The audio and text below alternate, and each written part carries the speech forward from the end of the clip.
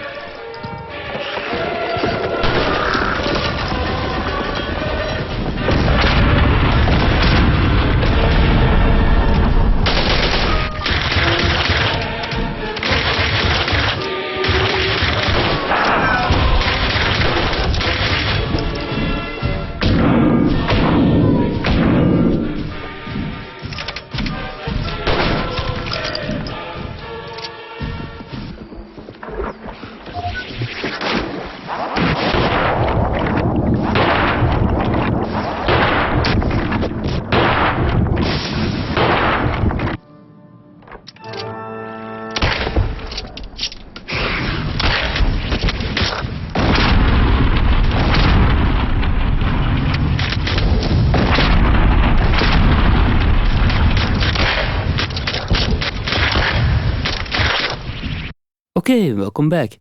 Now before diving into the sound design, I'll talk a bit about using the Cube level editor and how I added custom map models and changed monster sizes, animations, skins and behavior. In the Cube level editor, I added some structures, like this deck at the start of the level, which allowed me to easily test all kinds of water effects. I changed some of the floor textures, like those bits of metal, just to have a bit more metal floors in the game. I destroyed this bridge so that the monsters would stay there till the player enters this space through the door behind them near the end of the level. And speaking of doors, I added some just to release some more monsters for the final underwater battle. Now, for the doors in this game, I added some C++ code to the game engine in order to detect the type of door, like steel door, iron gate or crumbling stone wall, and make those door sounds play at the actual door location while still being automatically linked to the corresponding door switches, which wasn't the case in the original version of the game. I then added a function to calculate the distances between the door switch and its corresponding doors and sent them as real-time parameter controls to Wwise, so I could filter and slightly delay door sounds depending on their distance to add a bit more separation or clarity if you want, when multiple doors open at the same time.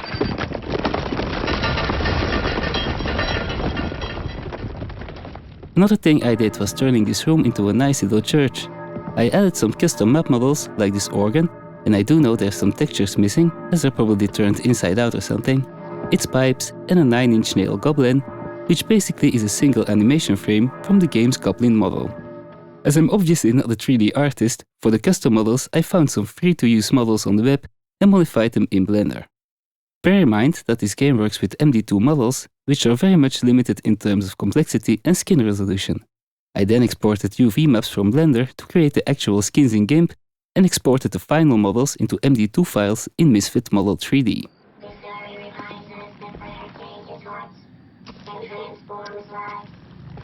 Similarly, I created variations on the monster models I used in the game by modifying their skins and changing their sizes and basic behavior in the game engine.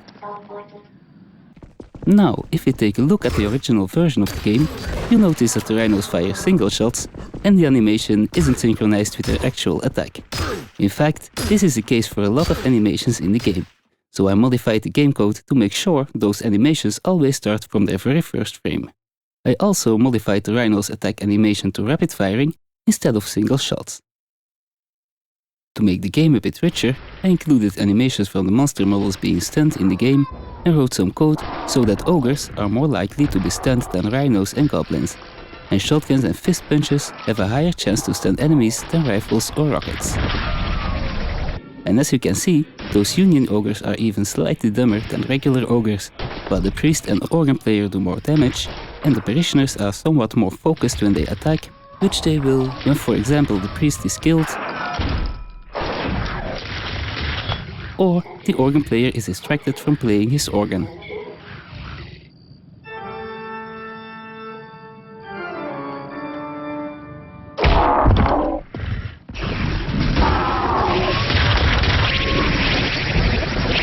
And now, let's move on to the actual creation of all those sounds you've heard so far, and more.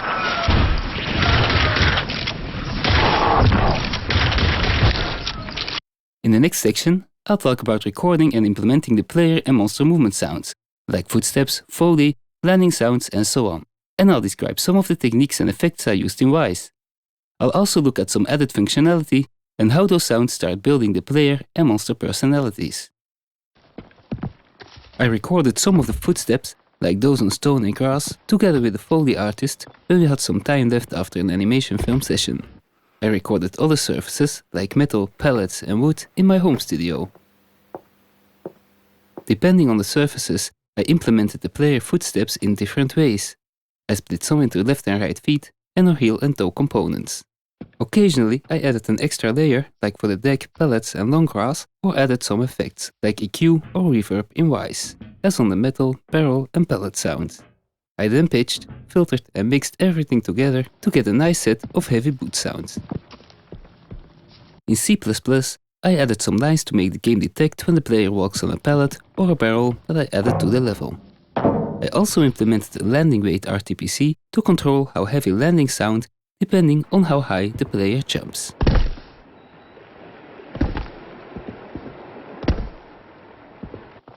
In addition to the footsteps, I made some cloth sounds, like jeans and leather, to somewhat embed the steps and make them sound less disconnected. When picking up chain gun ammo, you can hear the bullet straps when the player walks or jumps as an indication of how much ammo the player has left using the ammunition RTPC from the game.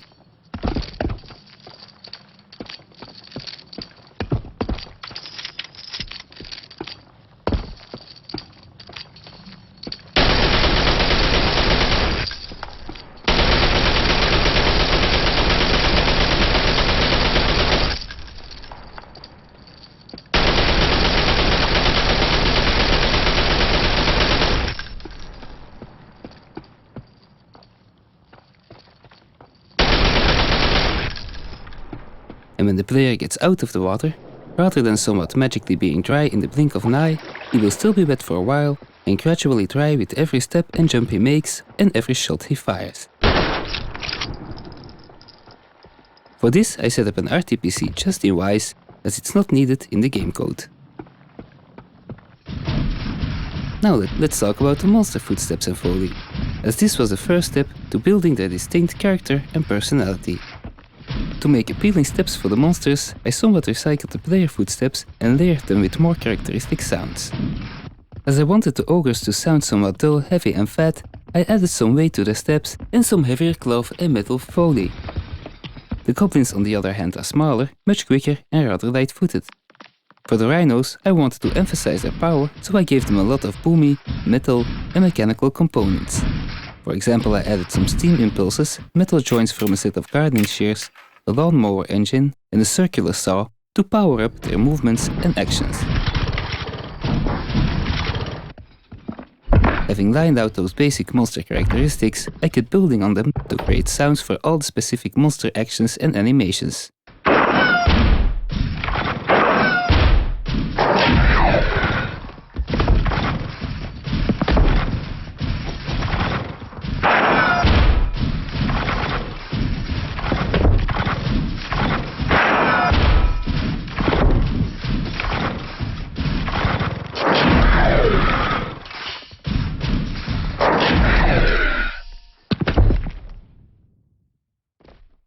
I recorded my own voice to make the goblin and ogre vocals. I edited and processed them using Pro Tools plugins and a touch of Krotos the Humanizer. For the rhino's voice, I processed some elephant samples and I added a toy spring recording and some donkey sounds to the ogre and a kite to the goblin voice. In the game engine, I separated the vocal events from the monster action events and made some changes to be able to add sound events for the monsters before they spawn in the game, so you can hear those monsters waiting for you before you encounter them. Let's look at how I created the sounds for the fist punches, guns, rockets, explosions and bullet shells. I'll then show you some game code I added to make those shells sound far more realistic.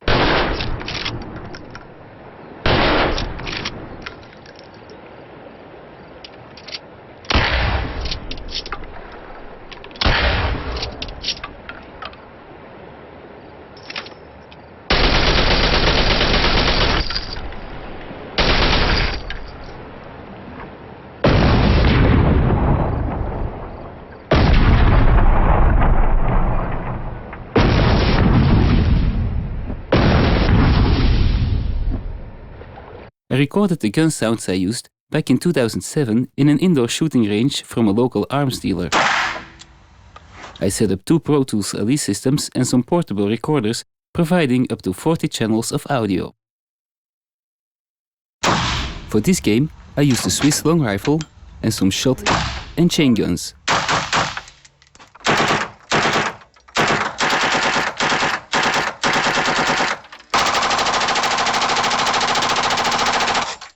In Pro Tools, I processed the recordings into distinct components, like mag sounds, body, details of chamber and bolts, and so on.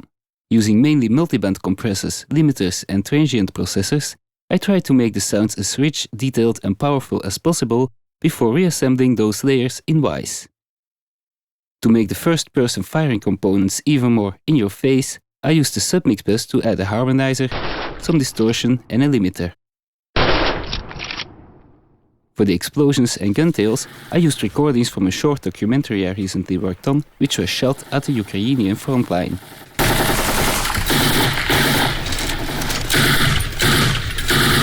I collected some bullet hits and whizzes from both recordings and recorded bullet shells falling on all the surfaces I needed for this game, as well as various hissing sounds for hot shells and gun components dropping and firing in the water.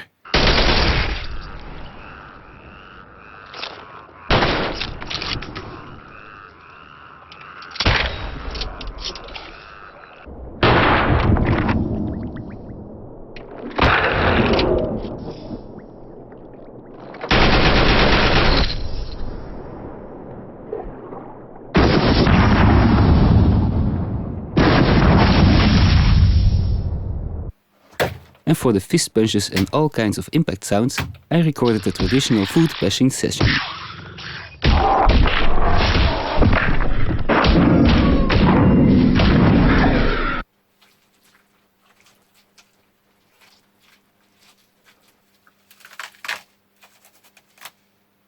In the game engine, I created unique entities for the gun shells so I could make them drop along realistic random paths while adjusting to map textures on their way. I split the shell sounds into head, body and tail parts so you can hear them bounce off different surfaces in the game rather than just the surface the player is standing on when he fires his gun. Using the actor mixer container hierarchy in Wwise, I made sure the shells could never bounce off the grass or out of the water.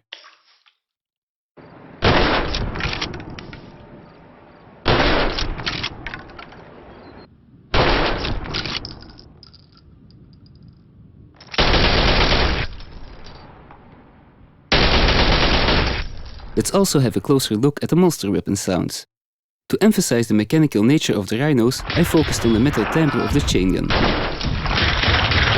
For the Ogre's hand cannon, I was looking for a compact yet powerful explosion sound and ended up using a recording from the short documentary I mentioned before.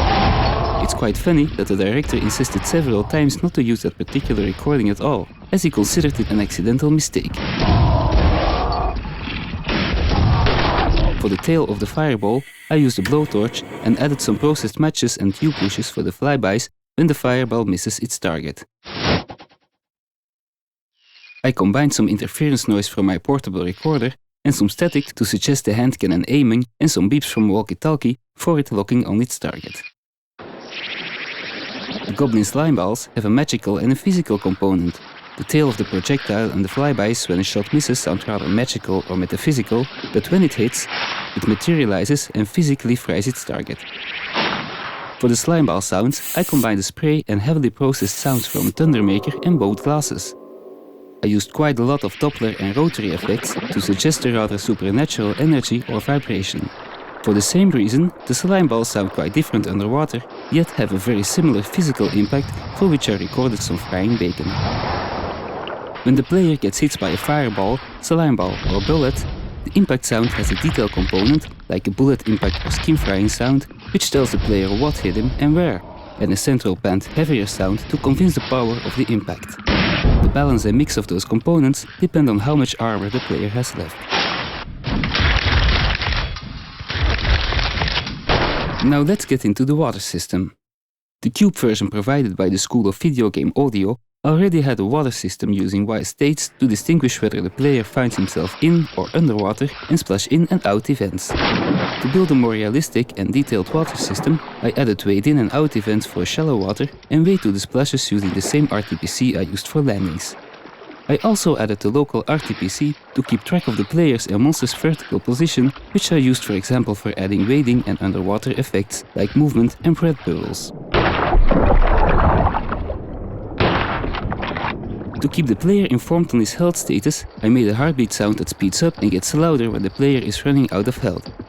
At the same time, all environmental sounds become somewhat fuzzy and the player's perception becomes more subjective. In a more subtle way, the source of some environmental sounds changes as well.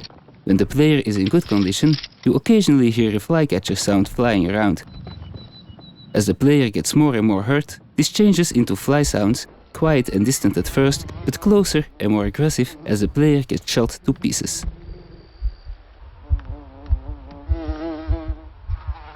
I've included many different ambient sounds to build a variety of sonic environments, including wind, lakes, church bells, small rivers and streams, street lamps, swamps, forests. Some voices are recorded in an old monastery, and so on. Many of them react not only to the location the player is in, but also to game conditions like an increased chance of thunder growl when the player is about to encounter a bunch of monsters, or crickets of which the character and intensity change depending on monster threat and suspense. For those, I edited and pitch matched 4 layers of cricket sounds. A continuously playing static layer, and a normal, suspense, and threat layer.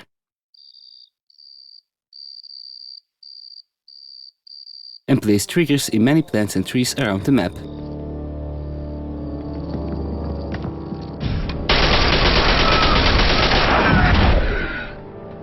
I used 4 different reverbs to simulate acoustics surrounding the player.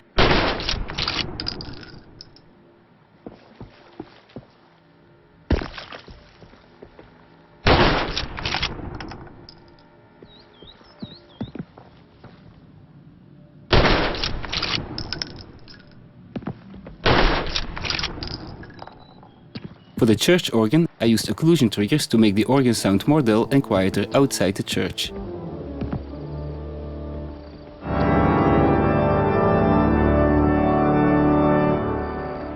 For the monsters, weapons and shells, I implemented a simple obstruction and occlusion function in the game code to be able to use the Wwise built-in obstruction and occlusion system.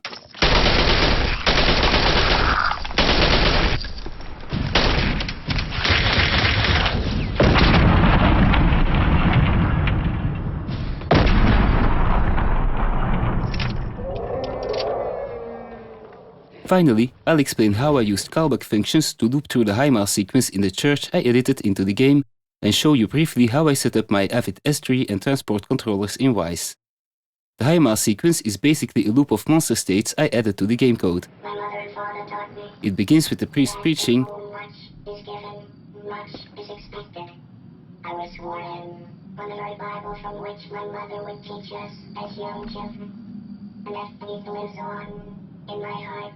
After which he announces the prayer and the parishioners randomly rise. Because we know that in solving the many problems and our great challenges, faith is more powerful than government, and nothing is more powerful than God.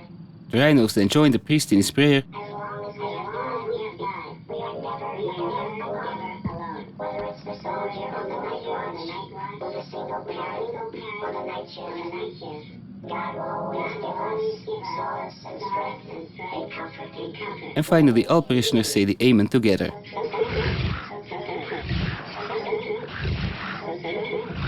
After the organist plays a little intermezzo, the sequence starts all over. Because the preaching and praying lines are randomly chosen from a set of possible lines, their length differs depending on the line that's playing.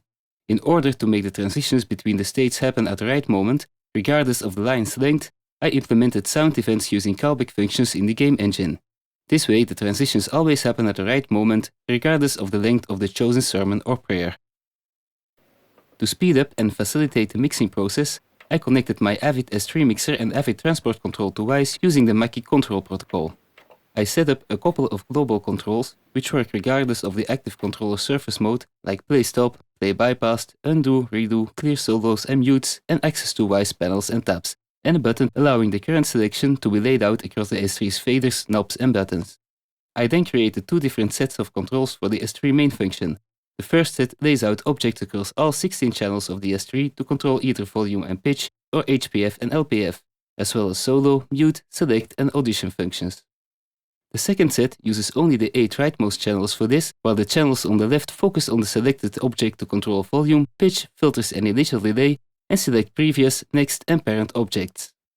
So this concludes my quick walkthrough of this Wwise demo project.